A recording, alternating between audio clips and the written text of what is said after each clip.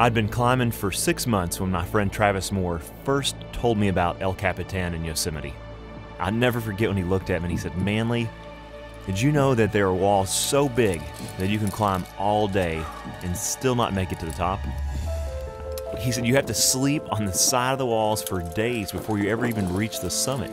He planted a seed in my mind that day that started me on a 5-year journey. It took 7 partners and 4 cross-country trips to Yosemite before I finally summited El Cap in 1997. But looking back, I realized that with each attempt, I grew more and more sure that I could actually accomplish my goal. That first experience of conquering something I didn't know I could do at the beginning fueled me with motivation, momentum to continue climbing, and it led me to eventually climb mountains around the world in places like Nepal and Kyrgyzstan and over 300 other destinations.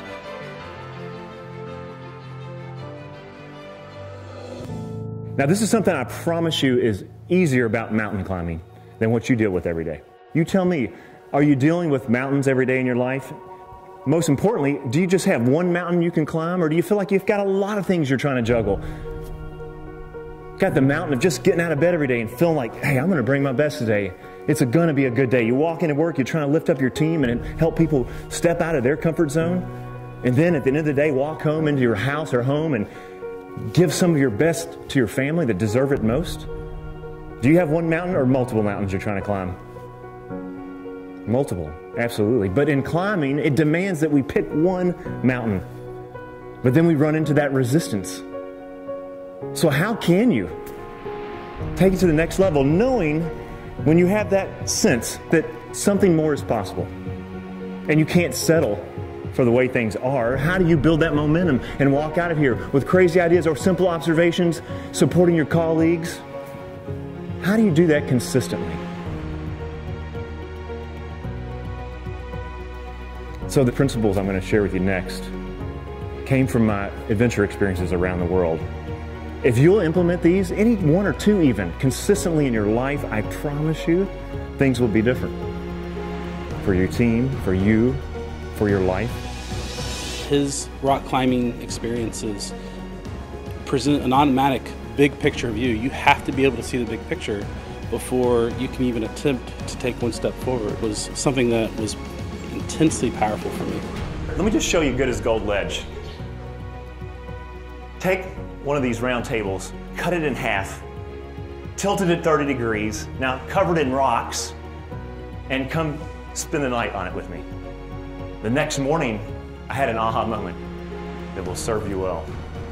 I realized that when you ask the right questions, you get the results you expect. Great leaders, regardless of title, ask better questions. People who serve their clients with excellence ask better questions.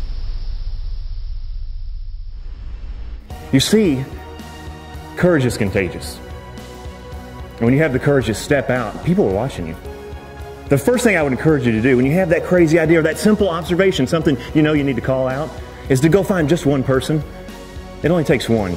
The beauty of watching Manley was he was teaching me by telling stories about some of his most difficult journeys. I would learn these lessons in the vertical and my adventures, and I would come back to my IT team and I would test them. And I noticed that they had an impact. They're that fallback, no matter what happens next plan, that anchor that holds you and your team on the wall. That you know, no matter what, whatever storm happens, the ups and downs of the economy, that you can count on those anchors. I kept telling them, I said, you gotta lock your carabiner, you gotta lock your carabiner. Then I just started doing it for them. I said, I just come up and lock the carabiner. Finally, after 10 anchor systems, they'd see me coming. And what I learned many years later, stop chasing behaviors and start challenging beliefs. I think it's more than just a title, it's more than our salary or how we show up, but it's how we show up for others. Are we real? Do we make an impact on everyone? Are we showing up to serve every single day? What legacy will you leave? I just wanted to talk to Manley about his presentation. It was probably the most impactful one that I've seen. I've been to several of these. I've been here since Monday. And while there have been some great ones, His was just practical. It was real, and it was authentic, and you could feel it. It was just tangible. I've always thought that every job you've had has been a service job, one that you serve other people. I don't care if you're the president of the country or a person that washes dishes. Every job we have serves everyone else. And his presentation today hit all those points. It very small, very simplistic, but so profound. What type of legacy do you want to leave behind is a question I think a lot of people struggle with, especially my age. And he just asked the right questions.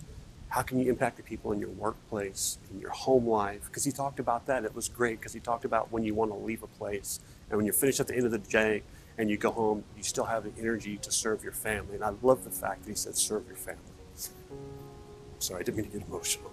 But it was great. His presentation was top marks, and I would recommend it to anybody that really wants to know how to impact others around them.